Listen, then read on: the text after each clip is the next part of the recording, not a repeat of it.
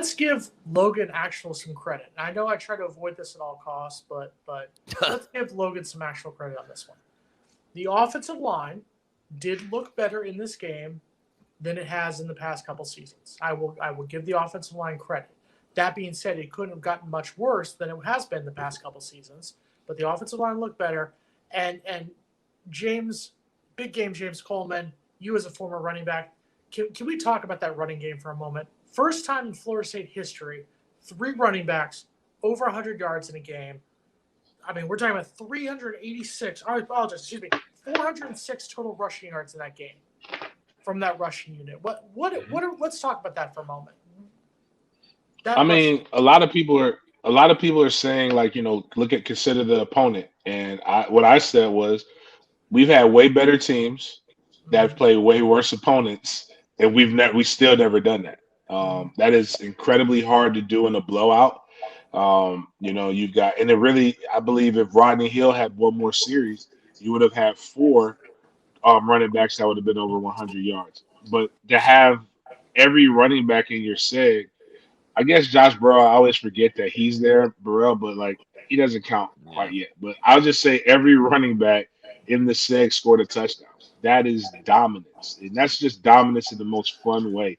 I mean, everybody wants to throw the ball and spread it around, but man, running game is about as equivalent of a fisticuffs as you can get in football.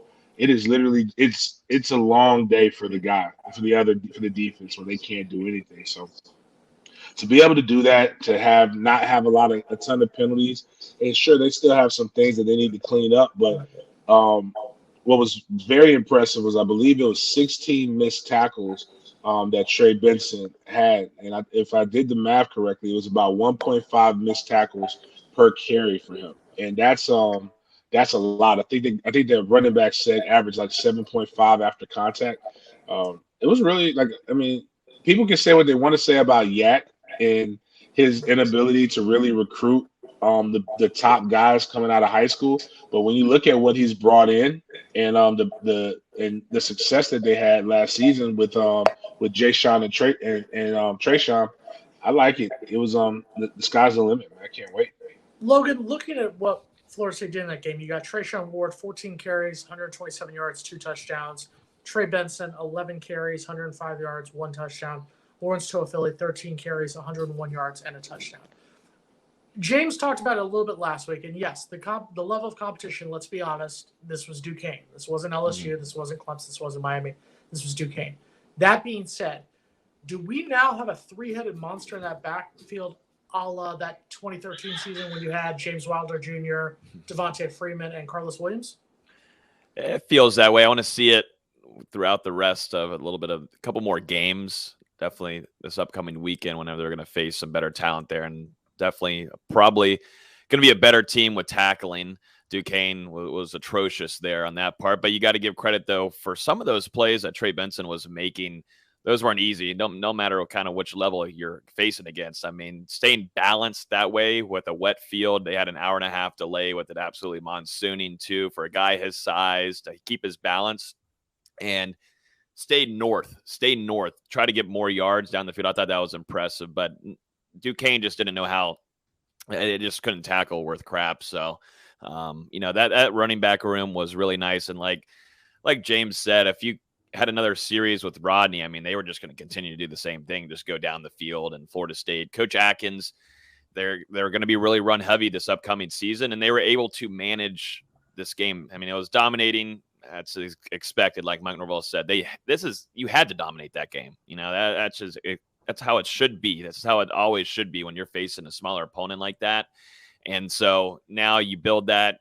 You lose Darius Washington kind of early in that game at that center position. You already don't have Maurice Smith in there. So then you're on to option number 3, which is Dylan Gibbons, who I thought throughout the movement of this, you're throwing Turrentine in over there also at guard.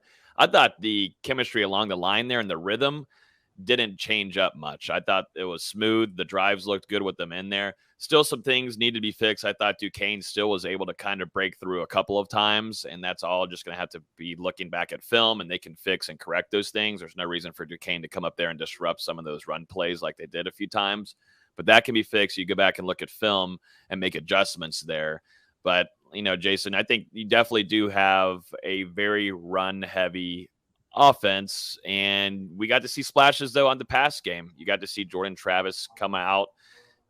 Not going to show a whole ton in this game. You're not going to show a crazy amount, but it was good to see a guy like Portier, who we didn't talk about a whole ton in this fall camp, show up, bring down some catches, and that big one down the field there, a nice throw from JT. I think I won't keep on talking, but rambling. But I thought the passing tackle was pretty decent there too. And Jordan Travis, maybe that one throw that wasn't great, but other than that, kind of was the game manager and looked smooth. Only had to rush 11 yards, and I'm not expecting that to be the same stat line this upcoming Sunday. I think they're going to use him more, but I thought overall JT did a pretty good job.